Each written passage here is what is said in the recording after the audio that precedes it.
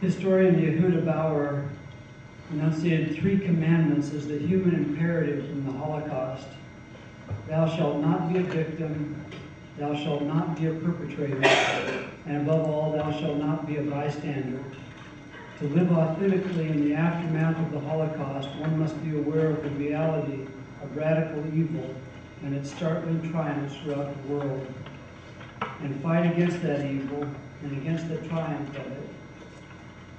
It must sensitize and alarm us, and it must sharpen our insights into the importance of human rights and of human dignity everywhere. Your presence this evening shows that you have just such an interest and determination. And again, we welcome you to this program, particularly those junior high and high school students who have joined us today here on campus.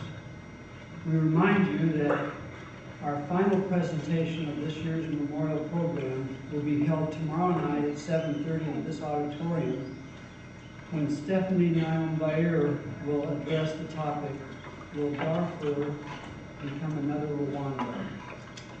Her family are survivors from the genocide in Rwanda, and she's a national activist to speak out on behalf of Darfur. 21 years ago, the Oregon State University hosted its first annual Holocaust Memorial Program.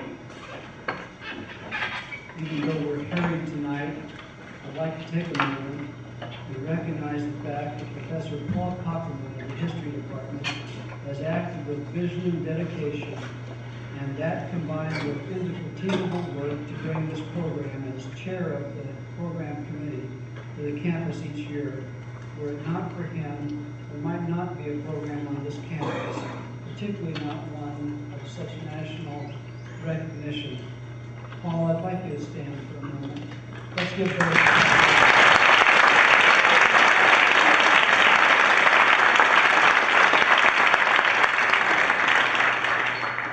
The OSU Holocaust Program is broadly known and recognized as one of the premier programs in the country. We run entirely on contributions, and if you find this program of value and you would like to make a donation, please contact the OSU Foundation. And if you know of others who might be interested, please visit with them. The highlight of any memorial program is the testimony of those who survived the Holocaust. Can you imagine how really fortunate we are to have a survivor here with us this evening?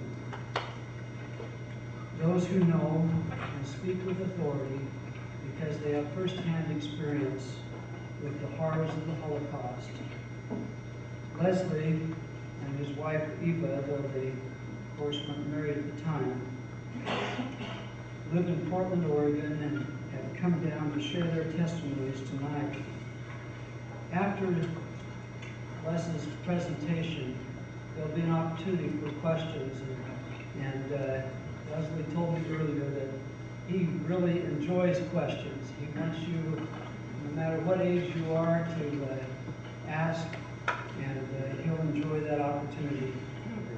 Leslie and Eva have 2 children who also live in the Portland area, and we are so pleased to welcome them. I won't tell you the story because he's going to tell that story. Thank you, Les, for being here.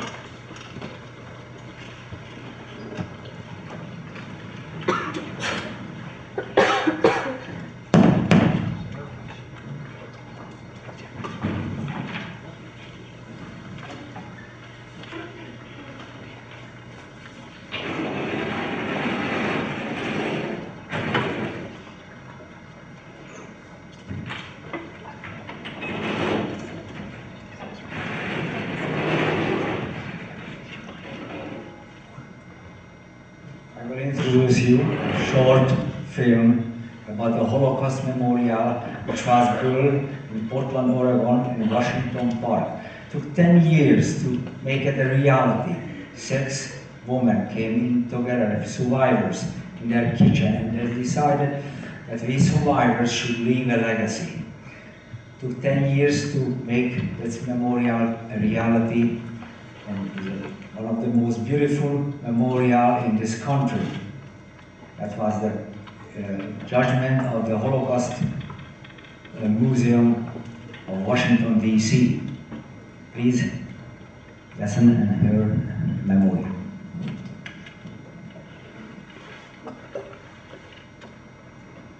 Holocaust Memorial, located in Portland, Oregon, USA, is dedicated to the millions of lives lost during World War II at the hands of the Nazis.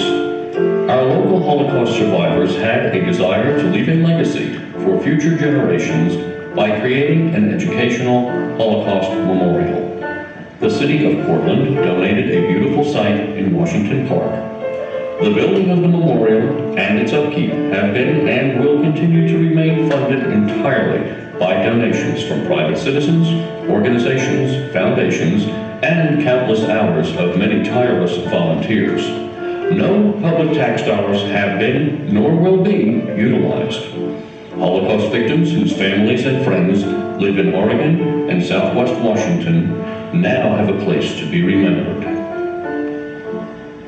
The entrance to the memorial is flanked by a handed stone bearing the monument's name, which leads the visitor along a winding path to the representation of a town square. Here on the bench and cobblestones lay casts of original articles from that time period, which were left behind by victims, adults, and children alike, who were taken to concentration camps from where most would never return. The memorial walk leading to the wall is designed to appear like a rail bed on which tracks carried trains used for this purpose, cattle cars into which human beings were pushed like animals.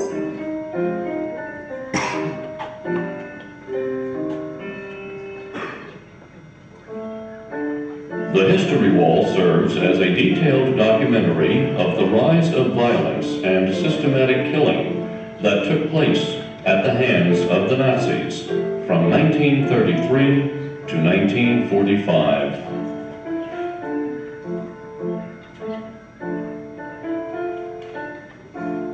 Survivors bear witness on bronze plaques set into stone, anguished statements from so many who were just children, memories which will never be erased.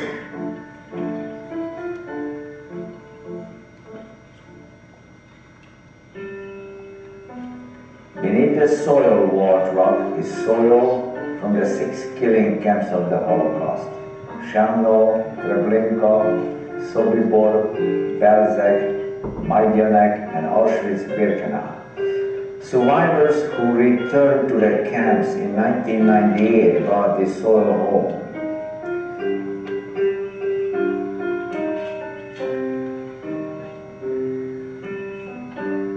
On the memorial wall in capital letters are the names of those remembered, followed by the names of surviving relatives from Oregon and Southwest Washington. The Oregon Holocaust Memorial recognizes all people of the Holocaust: Jews, Poles, Romas or Gypsies, Jehovah's Witnesses, homosexuals, the handicapped, and many other perceived enemies of the Nazis.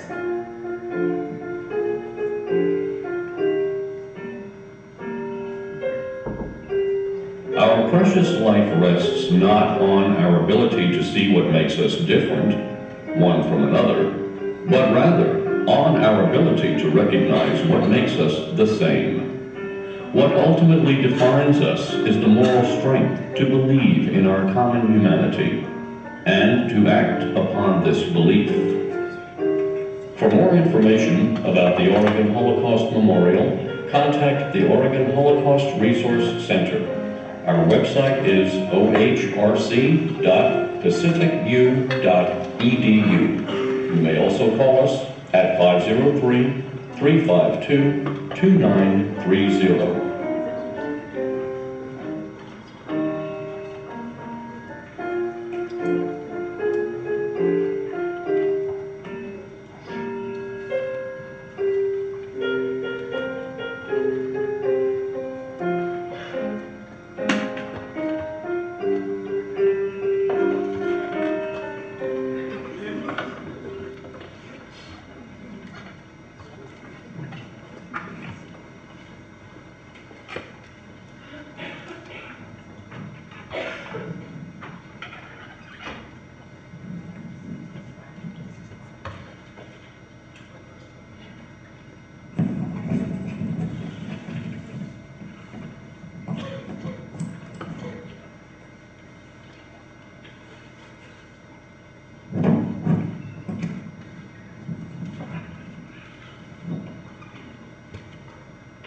Good evening.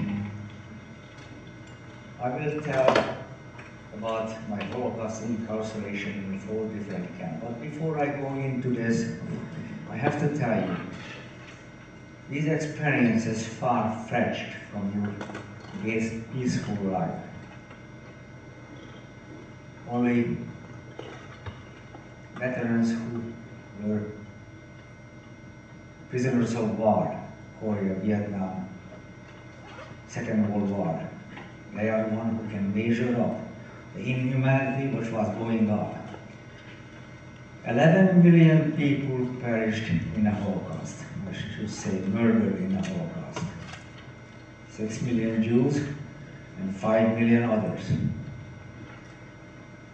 Others were Poles, Serbs,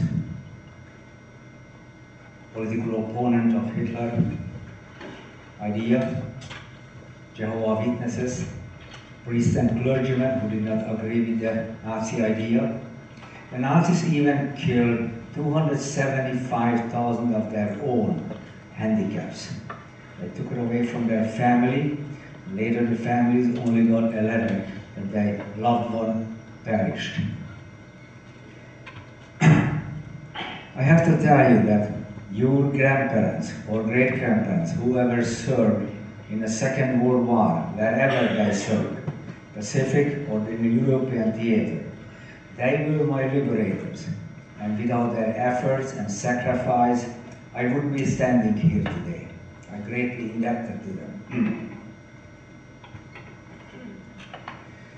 When I'm telling you these experiences, I'm not telling you to make you feel sorry for me, because I feel I'm the luckiest man on earth. I survived. 11 million didn't. I'm talking for them. With this, I will start my story, rather my experience. In 1939, I was a 10-year-old boy living in Czechoslovakia, a small town, it's a small Czechoslovakian town. My whole family lived on the same street. My grandparents, my uncles, aunts, cousins. And when it came to a Passover dinner, we were 25, 30 of us around my grandparents' Passover table. But in 1939, all this ended. The Nazi idea advanced. Hungarian government was part of it, because by this time we were Hungarians. The part of Slovakia was attached to Hungary. New rules were coming in every week, every day. My father's business license was taken away. He was a small businessman with a couple of pair of horses and a couple of flatbed wagons. He was the moving man of this town. Because being a Jew in this small town, he couldn't get employment, so he moved out of Budapest, Czechoslovakia, or that part of Hungary by then, moved up to Budapest, outskirts of Budapest. I stayed behind with my grandparents for finishing my elementary education. I remember the first many times, I've been chased and beaten because I was a Jewish boy as I was going to school or coming home. That was the beginning. When I finished my elementary education in 1943, I left all my relatives in this small town and went up to Budapest and joined my parents, my two sisters, my father, my mother. End of 1943, my father was inducted to the forced labor camp. All able-bodied Jewish men was taken away. But before he was taken away, he told me, you have to learn a trade because Jewish children were not allowed higher education. So he took me to a machine shop and I became an apprentice machinist, started learning machine shop.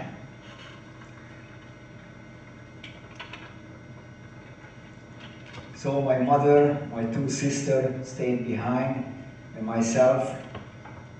And when shortly after my father was taken away, we were ordered to start wearing a yellow star, a distinguished mark.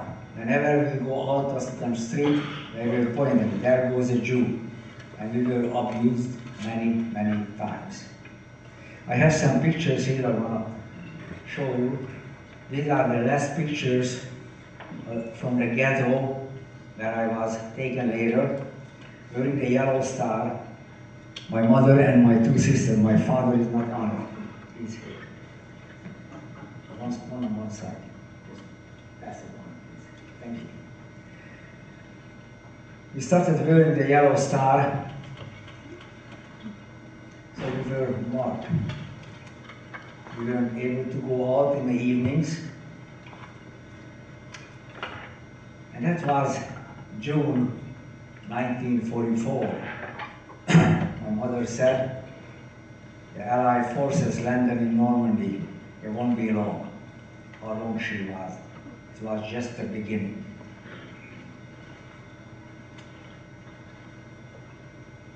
My sister was taken away and taken to a factory where they put up for Jewish workers, barrack-like situations. They had to live there and work in the factory. So my mother, my 9-year-old sister and myself were ordered to go into the ghetto. The ghetto was established by the biggest manufacturing plant in Hungary, outskirts of Budapest. Barbed wire, machine gun guards. They put it by the biggest manufacturing plant because they were hoping there will be casualties. There were a lot of casualties from the Allied bombings. We were in the ghetto maybe a month or so. These pictures were taken in the ghetto, miraculously survived, I can later tell you. These are the last pictures of my family. We were in the ghetto maybe a month, hardly unpacked, when the militiaman came to the door with the arrow cross on his arm, equivalent of the swastika, and ordered us to pack. Within 48 hours, you have to be ready. Pack only as much as you can carry. What do you pack? And they say you might never come back. Well, we packed what we thought it was important. I still remember my little 9-year-old sister grabbed her little doll. That was very important for her. 2 days later, truck stopped in front of this ghetto. We were ordered up on these trucks with our little belongings.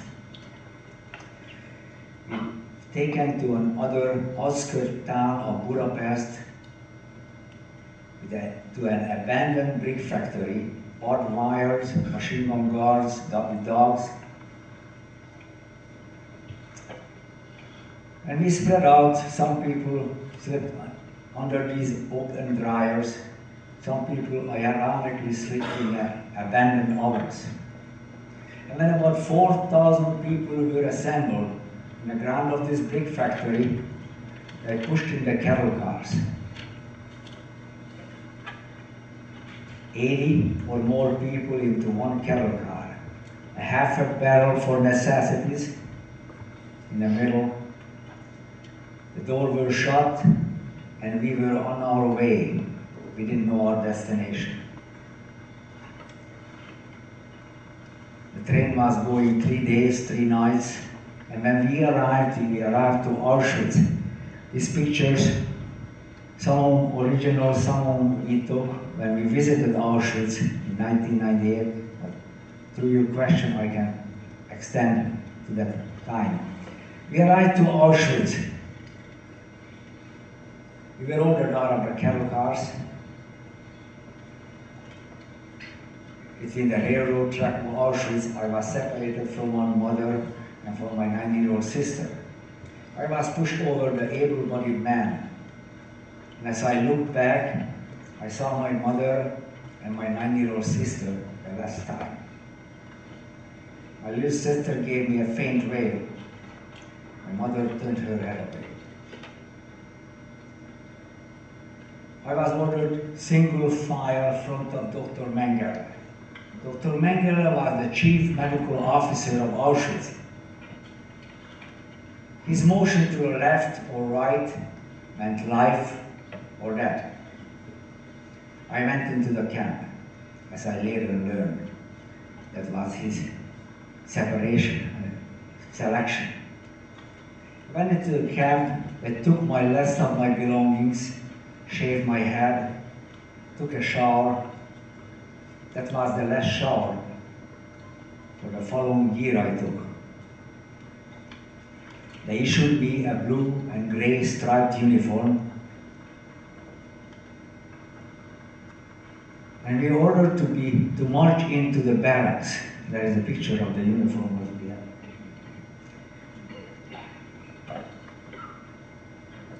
These barracks were built for the Polish Horse Regiment. They were housing 56 horses in these barracks. They put up bunk beds 3 high, 10, 12 people on each level. 800 people were housed in these barracks. There wasn't enough floor space to all of us stand. So as we were ordered into the barrack, we had to climb into our bunks. And when we were ordered out of the barrack, we climbed out of the bunks. Every morning, 3-4 hours from 5 o'clock on, head count. We had to line up on the side of the barrack. Rain, sunshine, or snow. We were standing out there 3-4 hours. And when it came to feeding time, that was just as brutal and inhuman. The first man got a pot in his hand. They measured in 8 or 10 ladles of so-called soup, a grey liquid with some potato in it. And we counted down 8 or 10 people. We followed the man with the pot, and we sat around this pot, a spoon at a time. We ate this so-called soup. Because shortly after arriving to Auschwitz, we realized that food meant life. And we watched each other like hawks, that everybody gets their share and no more. I stayed in Auschwitz for 3.5 months. Most of the people were shipped out of Auschwitz because beside Auschwitz was a killing camp with 4 crematoriums, which I later learned. First, when I saw the crematorium puking off black smoke, naively I told one of the older fellow, that must be the bakery.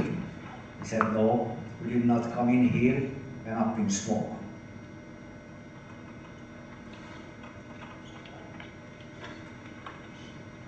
I stayed in Auschwitz 3.5 months because on one occasion an SS guard came in and asked for workers. And I put up my hand. Boy, I thought I lucked out. I was ordered to work in a kitchen. For the next 3 months, I was cutting potatoes in squares and shredding cabbage for sauerkraut.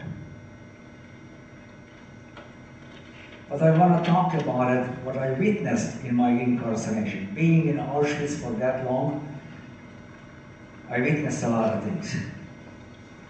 Transfers were arriving daily by the tens of thousands, 10,000 at least, 10, 12,000 a day.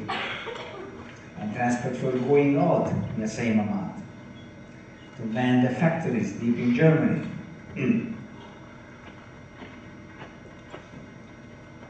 At one occasion, my encampment was Lager E. The first row, first full row. On my next encampment, on the next encampment were the Russian prisoners of war. The Nazis did not obey the Geneva Conference agreement that you treat prisoners of war with dignity. They were brought into Auschwitz. These Russian prisoners were working outside on a field, dismantling damaged Nazi warplanes, pulling out usable parts. On one occasion, 5 of them escaped. 2 days later, they were brought back. 2 of them were shot to death, and the other 3 was hanged in an open place in front of everybody with a place card on their chest, which said, "I escaped, here I am again." On the opposite side of my encampment was the medical experimental camp, this sparsely built.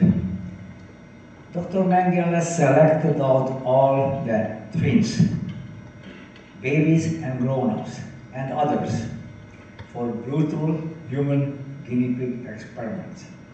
Through the barbed wire, I saw their life dwindling away.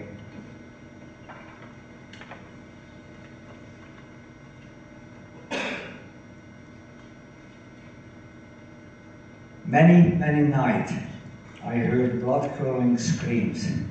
First I didn't know, but later we learned. Many times this happened. People who couldn't take the brutality, the inhumanity, older people, 30, 35, 40, went out at night when you weren't supposed to go out and grab the electrified barbed wire, ending their life. In the morning, we had to break their knuckles to get them off.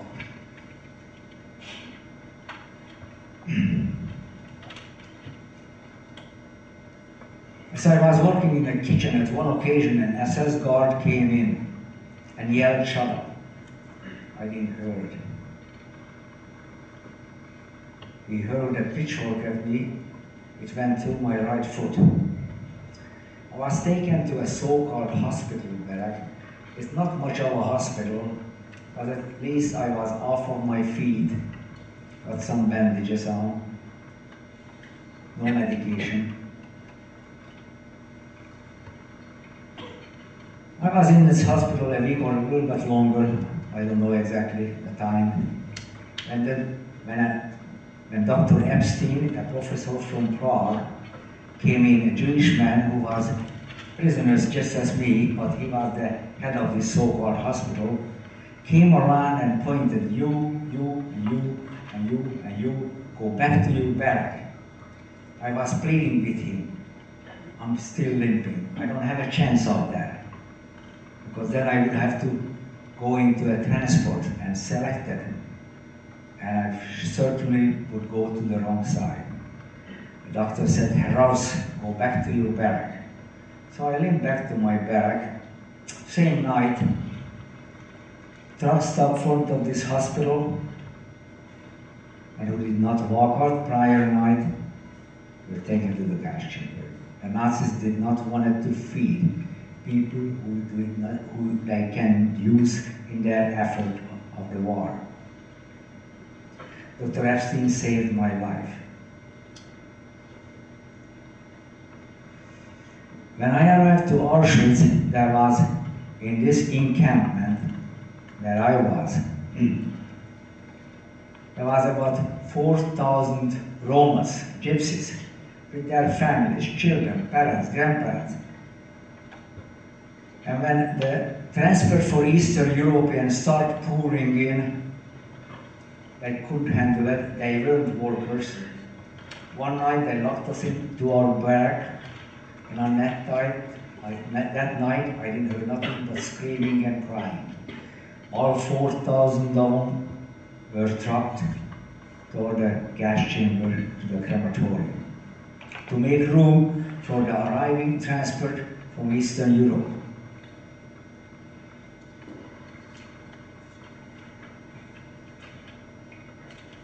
Many times I saw transport arriving to Auschwitz.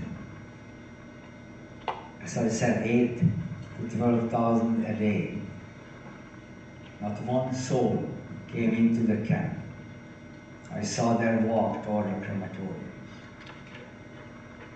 On one occasion I saw somebody recognizing their own kin, running toward the barbed wire, and they from outside, because they yelled their name, were running toward them.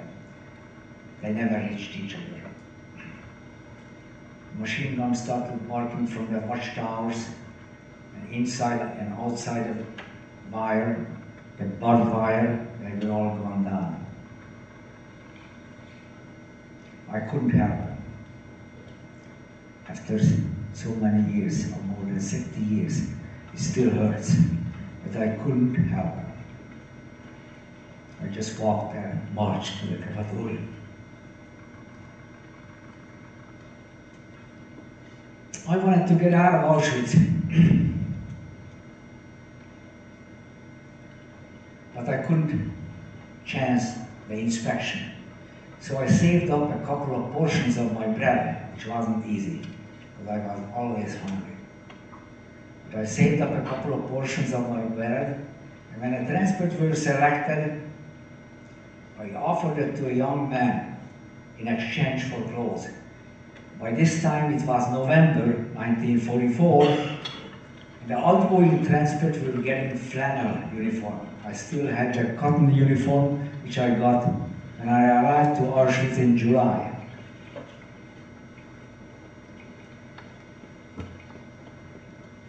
This young man took the bread, we exchanged clothes. And with this we exchanged not just the clothes, but faith.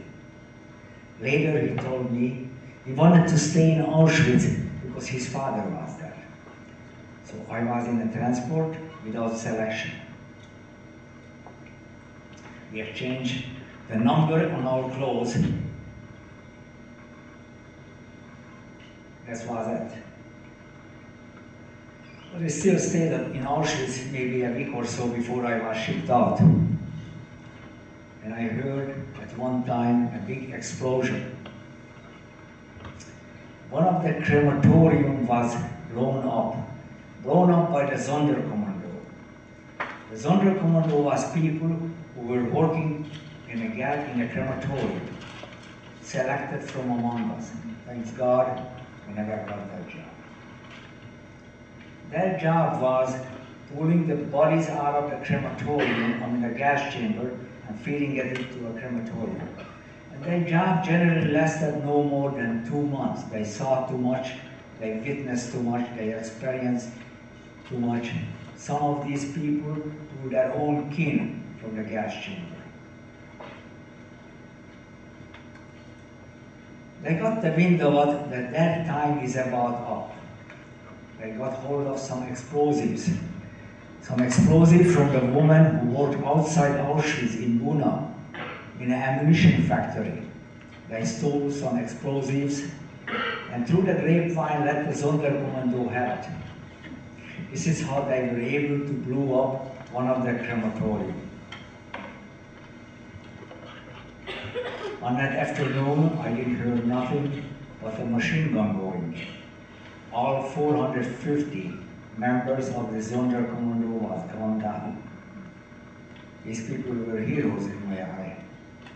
They were never been able to talk about their heroism. I talked about it.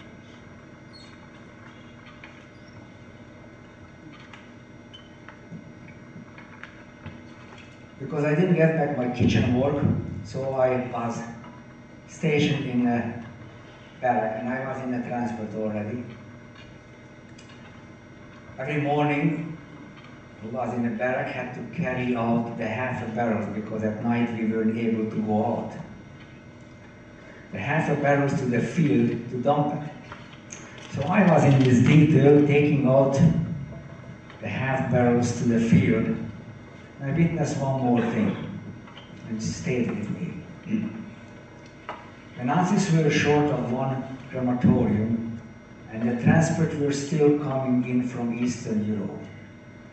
Hitler was desperate to do the final solution, which was to kill every Jew they can put their hand on. They even held back on Waterford, used the trains which would have had to use for supplying the troops. The transports were still coming in. So then they resorted to open pit burning, foundation like holes like this floor. The prisoners dug deep floor, 10, 12 feet deep. They were ordered to carry in a layer of wood and a layer of bodies. Open pit burning was going on. I was about 100 feet from this open pit. The smell was almost unbearable.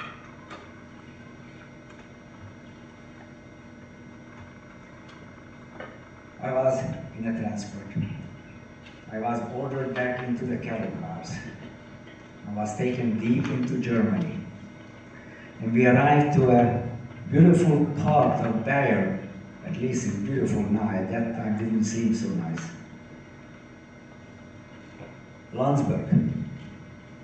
As we marched outskirts of Landsberg, one of the older fellows pointed, "This is the prison where Hitler wrote Mein Kampf." Mind you, I was 15 years old. I didn't know what Mein Kampf was. I was living it. In this camp, this was one of 28 sub-camps of Dachau, around a big project. 30,000 people were working on this project. A big hangar-like building. There are some sketches from the archives of the bunker here. Those are notes from the bunker, which is in German. This workforce of 30,000 been replenished many times because the grueling work and the starvation diet. People were dying left and right. Some of the people got the job. They had to turn their coat jacket around. In the tail of the coat, they had to carry 3-4 shovels full of cement. So it seems like the Nazis ran out of cement bags. The cement was arriving in cattle cars. So these people who had to carry 3-4 shovels full of cement, their life didn't last longer than a couple of months. They inhaled too much of the dust, cement dust, and their lungs just froze on. Again, thanks God, I never got that job.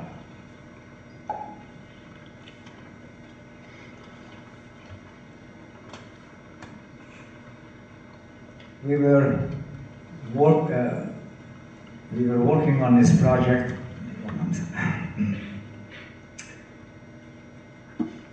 I worked on this project about 5.5 months. In March 1945, we were hearing the heavy artillery of the Allied forces from a distance. And we were hoping that they will come in time to liberate us. They stopped the work. And we were ordered to march into the next encampment, Kaufering, about 5 kilometers.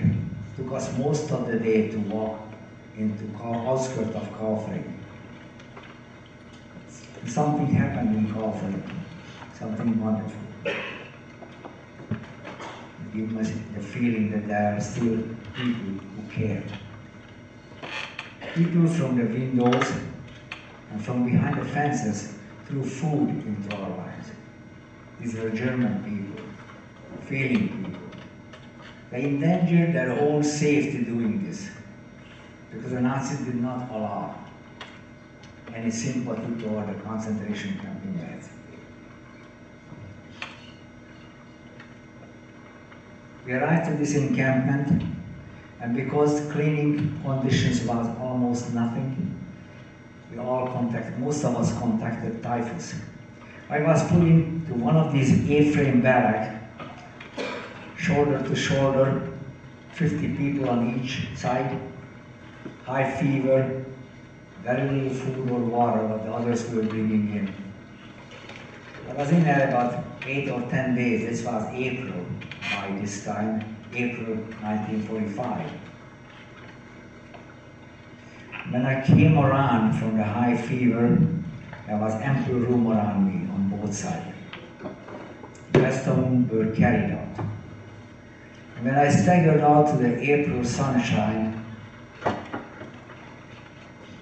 I saw the rest of them stacked up on the side of the barrack like cordwood. Thank God again, I wasn't one of them.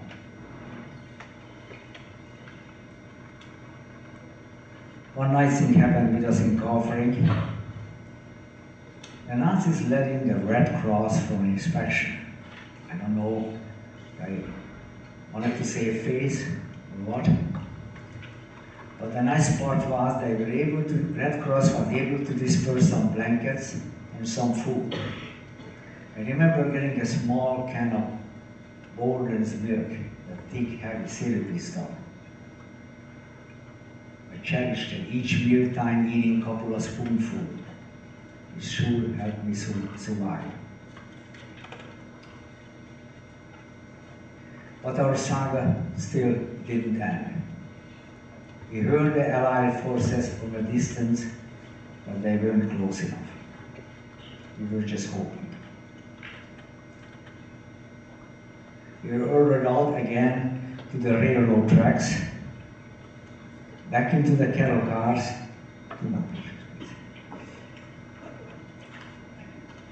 This is the railroad cars which I was taken to Dachau and the Liberation Day in Dachau.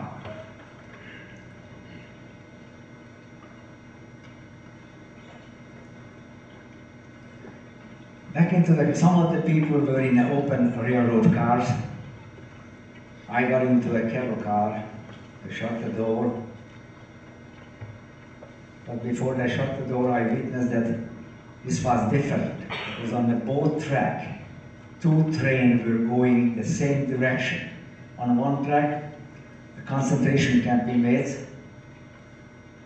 On the other track, the retreating Nazi forces, heavy artillery, ammunition. Again, the Nazis were hoping, because we are there, they will not be harmed by the Allied forces. The Allied forces from above, way above, didn't see the difference. They saw two trains going, some train loaded with people. They hit the trains hard. And they came down and hit the train with those 50mm machine guns. Two of the fellows beside me got bullet in their head. When they came around the second time, it was daylight in this cattle car. By this time, the guards were gone, and other people from the open railroad cars came and opened our door. We stumbled down in the embankments and went into hiding in the nearby woods.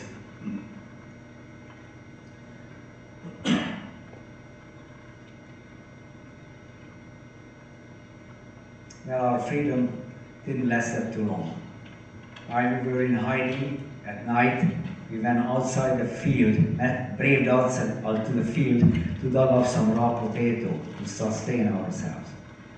But about 2 days later, they came, sniffed us up with dogs, and ushered us back to the railroad cars. And we all were ordered back into these railroad cars. They never removed the bodies.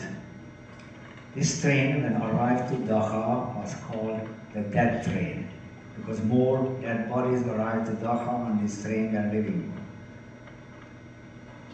This was toward past middle of April 1945. We marched into the camp. Well, I couldn't call it a march. We were hanging on to each other for balance.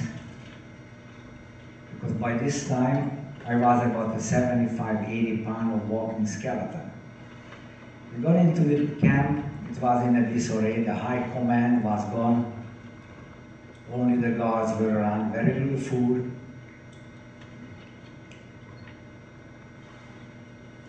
But in April 27, 1945, the 7th Army liberated Dachau. God bless them.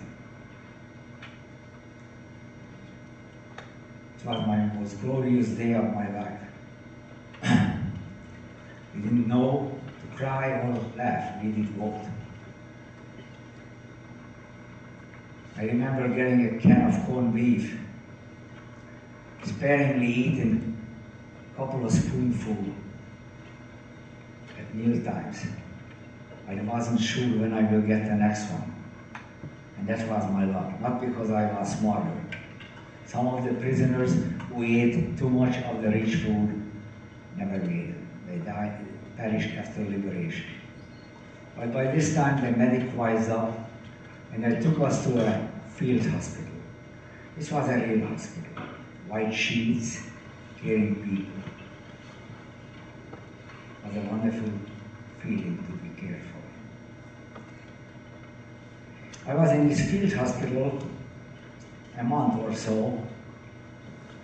By the way, I forgot to mention, I was liberated April 29, and April 30th, Hitler committed suicide. Some of them couldn't bear the idea that I was liberated. Anyway, I was in this field hospital, wonderful feeling, cared for. On one occasion, a couple of American doctors walked through the alley, and they were talking about us. At that time, I didn't speak any English. I'm still breaking it. They were talking about us, that these human wretches on the average don't have more than 15 years to live. Thanks God again, I beat the odds. I'm going to be 78 this summer.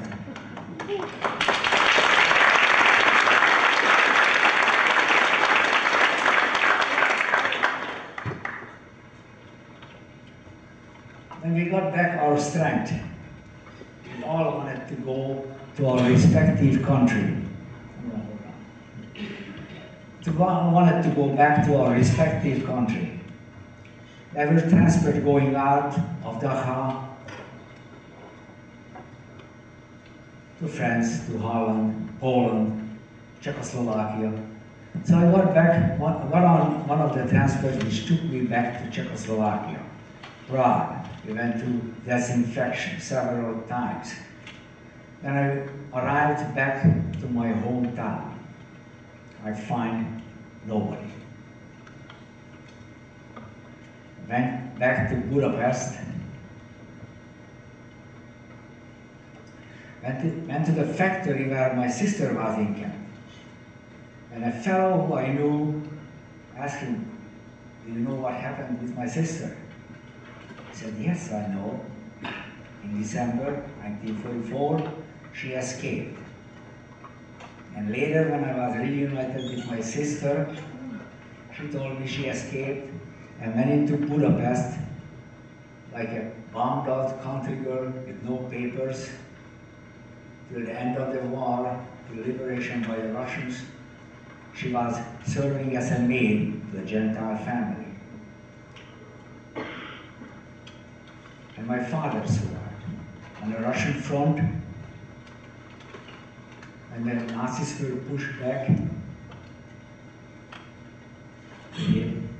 and came back behind the lines.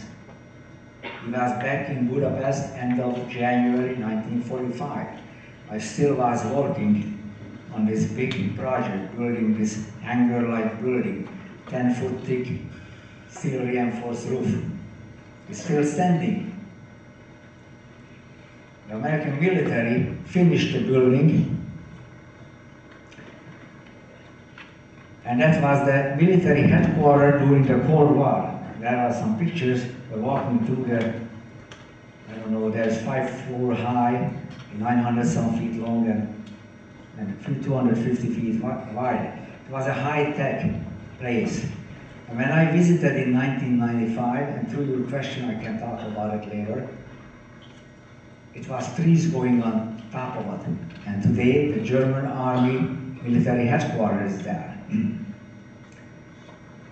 Anyway, back to Budapest, and I met up with my father and my sister. It was wonderful to be reunited. Almost unheard of between Holocaust survivors, 3 persons from one family survived. Beside them, only 2 cousins of mine lives from my whole extended family.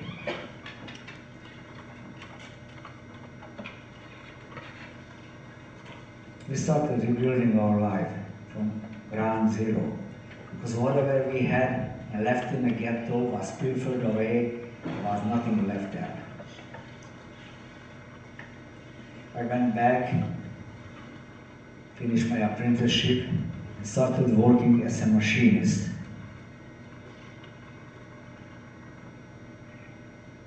It was different, it was better. It was communism, still a dictatorship. You don't have the freedom to speak up. You don't have the freedom to travel. When we traveled from one city or the other, or even moved from one apartment to the next, you had to report in a police station where you're going, and when you arrived, when you had to report in that you arrived there, and that's where you're going to live. But at least it was semi-normal living. In 1956, I met my wife. And after a long courtship, very long courtship, exactly 59 days we were married. And that was more than 50 years. I'm sorry that she cannot be here. She fell ill and she couldn't come. But she will be okay next time. That's when we were talking about that we wanna raise our family in a free country.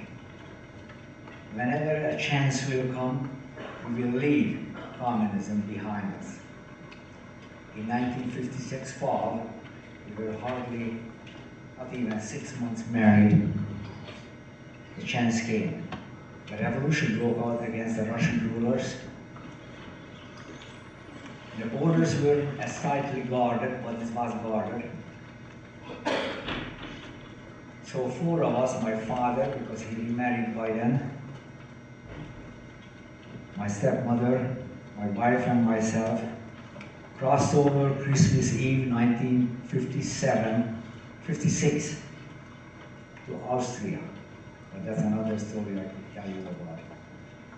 We crossed over to Austria and went to the American consulate in Vienna. And there was an affidavit of acceptance from my stepbrother who lived in Portland by then. He didn't know that his mother survived. He came right out from the camps to the United States as a refugee, settled in Portland. And when the revolution broke out, he was smart enough to give an affidavit of acceptance to the American consulate in Vienna. And this is how we came, 4 of us, to Portland in 1957, February, and settled in Portland. I went to work as a machinist, worked for Cascade Corporation for 21 years.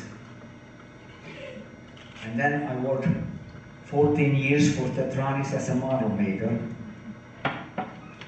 In the meanwhile, my wife blessed us with 2 wonderful children. My daughter lives in Tualatin. She blessed us with 2 wonderful grandsons. My son lives in Culver City, California, and they have a grandson for us. And one on the way, so in June we're going down, we're expecting another grandson. So we're going on with our life and looking forward and not back. But for 40 years, over 40 years, I didn't want to talk about these things. But what brought me out, I wanted to put it behind me, not talk about it, not burden my children with it. I didn't want to talk about it.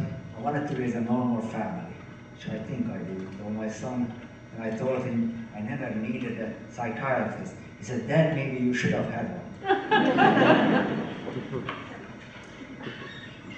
But anyway, we raised the family and we enjoying this wonderful country. There is problems here too. But at least we can say our say-so and we can vote. I've been around. I wouldn't want to live any other place than this country. Thank you very much for your listening.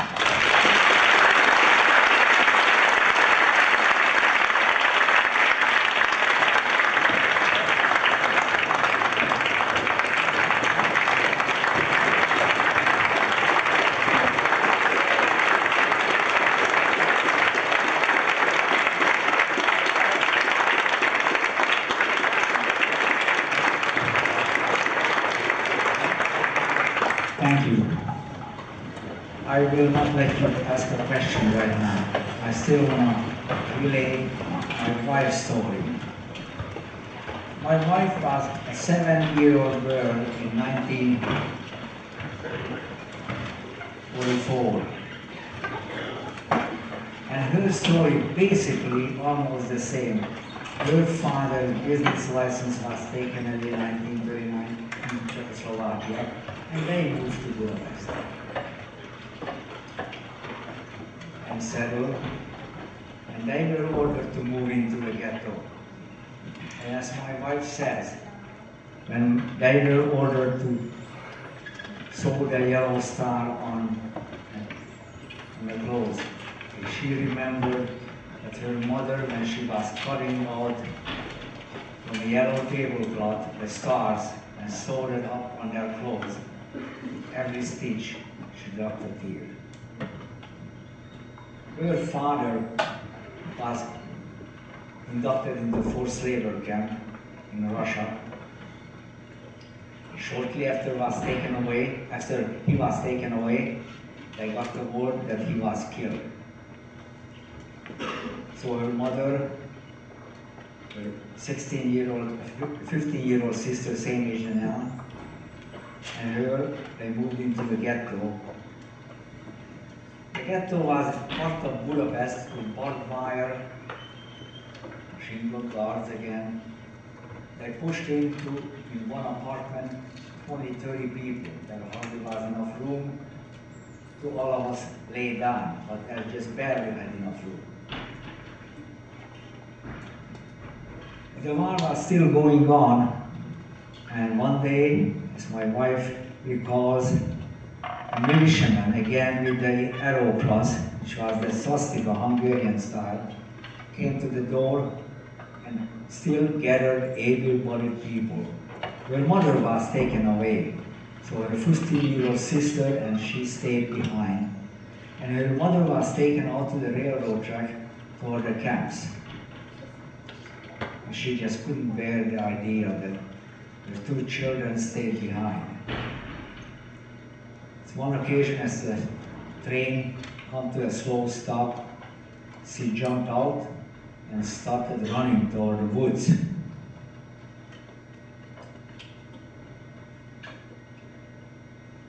A man, a German man, a Wehrmacht, had a gun on her. Halt, stop. She spoke pretty good German. She grabbed this man's boots and begged him, "Let me go. My husband already died in this war. My children left alone. Please let me go." This man had a heart. He said, "I can't openly help you. I will turn around with my gun and you run. If you make it, it's fine, but I cannot help you, but I have children at home and I want to get back to them."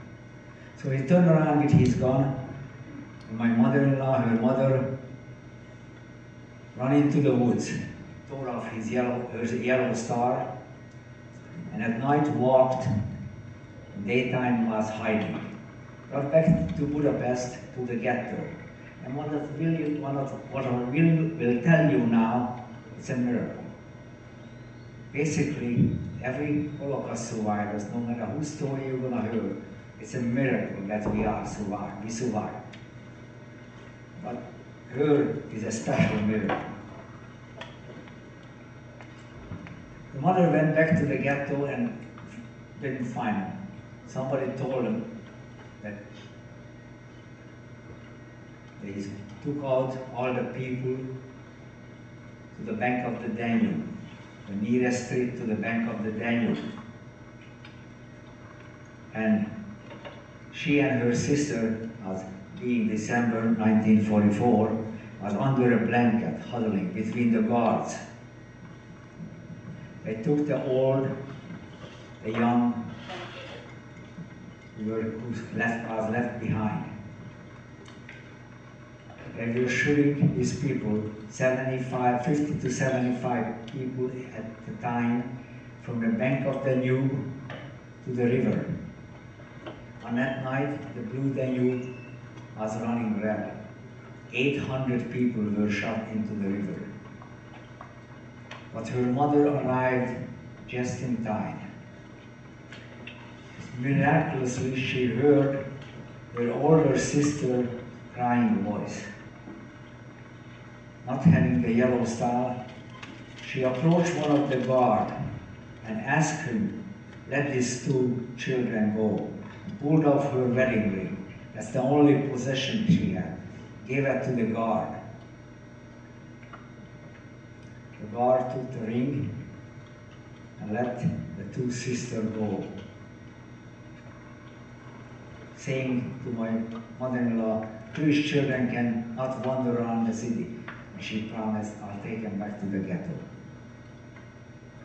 So she took them back to the ghetto. And that's why they were liberated in 1945, April 18, when the Russian troops came to Budapest. That's her short version. That's her story of survival.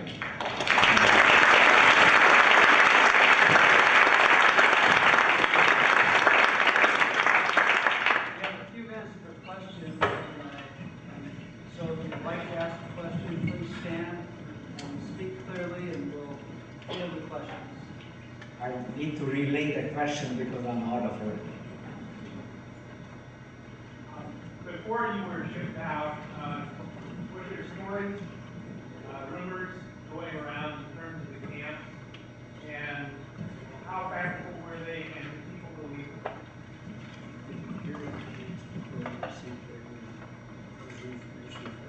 Well, I was 15 years old, but my parents, as I later learned, my father, as I later heard from him, or my sister, there were rumors. Matter of fact, in 1942 or 3, 2 prisoners escaped from Auschwitz and came to Budapest. And they were pleading with the Jewish community leaders, and they told them what's going on. Nobody wanted to believe them. They disbelieved them. The Nazis were pretty good of hiding what they were doing. Matter of fact, I wrote a letter, and I have the copy of the letter from Auschwitz. I was forced to write. I didn't speak any German, so somebody wrote it. So I wrote to a Gentile friend of ours, because I knew my father is not home. And I told him, Uncle Anton, let my father know that I am okay, because that's the only thing you could write. They were censoring. Between the lines, I wanted to let my father know. Let my father know that I'm okay and I am with my friends. Letting them know that it's not my sister or not my mother or not my other relatives. And that letter my father got, and I got back the original. I made some copies. So the Nazis were very good at deceiving. Matter of fact, on that letter, the sender is from Lake Walditz, like it would be a resort place. So it was kind of deceiving that people who are back home, that is everything is okay. That's how it was. In Hungary, there were 800,000 Jews, 200,000 survived, and there was no place, because your question probably oriented to the direction, why didn't we do something? Well, we couldn't. As I said, you had to report in a police station where you are, where you're living, where you're going. And the third question was, what is your religion? So they exactly know where we were living. For them it was easy to get us. There was other places, rebellions, traveling from Warsaw, unsuccessful, but it was a rebellion. People stood up and they saw there is nothing else they can do. Thank you for the question. Could I follow up with that? My thought wasn't why didn't we do something. My thought was that in the United States there were already some articles in the newspapers, but I think people thought it was so astounding that it couldn't possibly be true. Well, it's hard to say anything. I have a saying I usually repeat. The road to Auschwitz was built by hate and paved with indifference. Next question. Yes, please. In night, Elie mentions that when he was in the concentration camps, he questioned his God and he kind of abandoned his religion. And I was wondering, while you were in the concentration camps, if you ever questioned your Jewish religion, are you still believer of Judaism?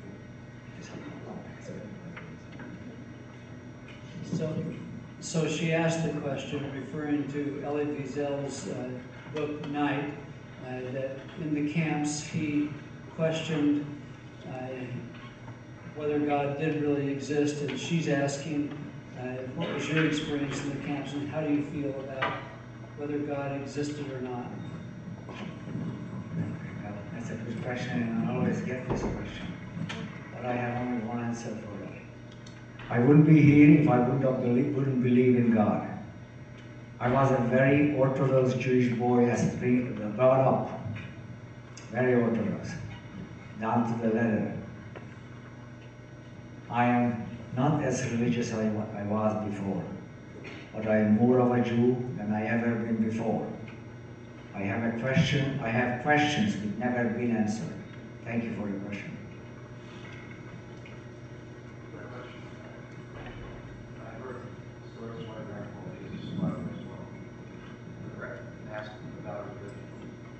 Talk about what you've seen in regards to those who were practicing the religion in camps and how they did that. So the question was, what was your experience with people in the camps who continued to try to practice their religion? I was in my barrack. People wanted to practice their religion. We tried. I was always on the lookout because the Nazis did not allow anything like that, gathering. So they gathered in the end of the barrack and they prayed on every holiday or evening whenever they were possible. But it was not allowed, but they still did it. Yes. Yeah.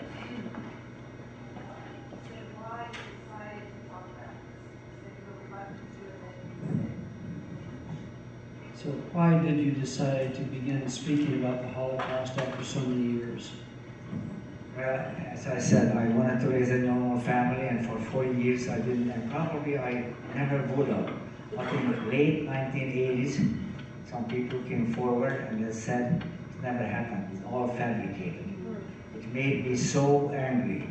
And here we are, the head of Iran, telling the lie to the world that has never happened.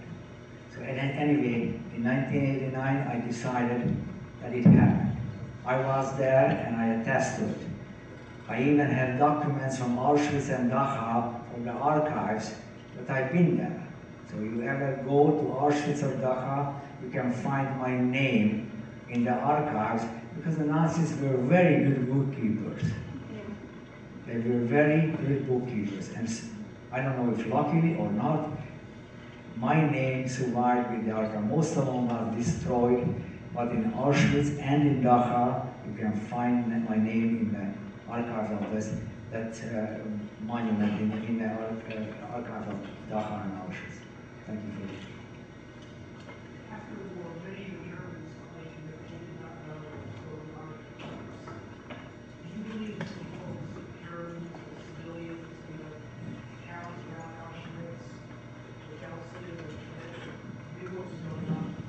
Yes, for those of you in the back, the question was, after the war, many Germans said they did not know this was going on in their own country, and what is your response to that? Well, it's an impossible task. I went back to Germany, as I said, in 1995, very hesitantly by the invitation of Mayor of Landsberg to commemorate the campsites around Landsberg. I was very hesitant. I wasn't sure how the German people will accept a survivor. But I went anyway with my wife. It was a healing experience. We went to a town meeting. There were military men, high schoolers, older people. We were talking about a new dialect between Germans and Jews. Now here I have to tell you that I don't take it under one hat the same thing. I'm talking about the Nazis and I'm talking about the atrocities, not the German people. The German people was just as much under Hitler's thumb than anybody else. They couldn't do too much unless they wanted to extend. There was the so-called White Rose group, many of the young people, college people, youngsters who rebelled and did some underground work. They were caught and they were murdered and things like that. But I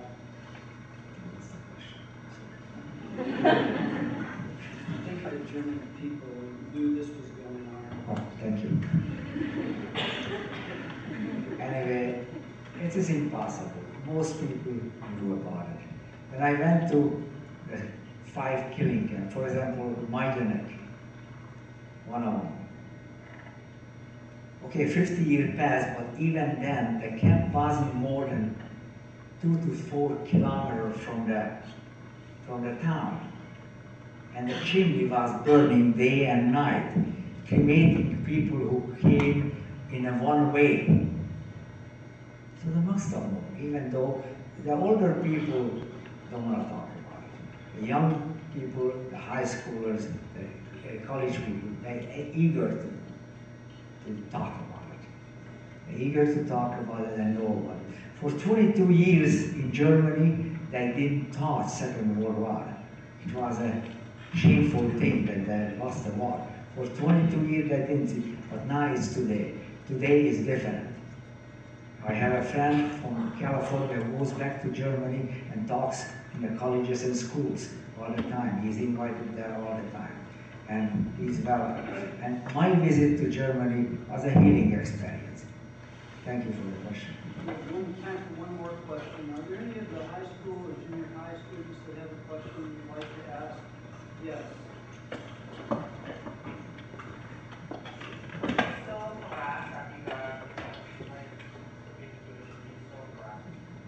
Were you still discriminated and harassed after getting out of the camps because you were Jewish? Well, it's a good question, thank you. When I went back to Hungary after the camp, it wasn't openly anti-Semite. Nobody could openly, it was communism, so say equality. Everybody's equal. But the population, it was embedded. Anti-Semitism was embedded in Europe. And when I came back in 1945, I heard some people say, more of you came back than was taken away. So, you know, It was there, and unfortunately, even today, you can read it in the paper or hear it in the news, there are atrocities in France, in England, against Jews. And mind you, I'll just give you a small statistic. Blaming the Jews won't every problem. There is 2.5 billion Muslim in this world. There is 2 billion Christian with a B. There is 1.5 billion others. And between the 1.5 billion others, only 15 million Jews live in this world. And you take the conclusion.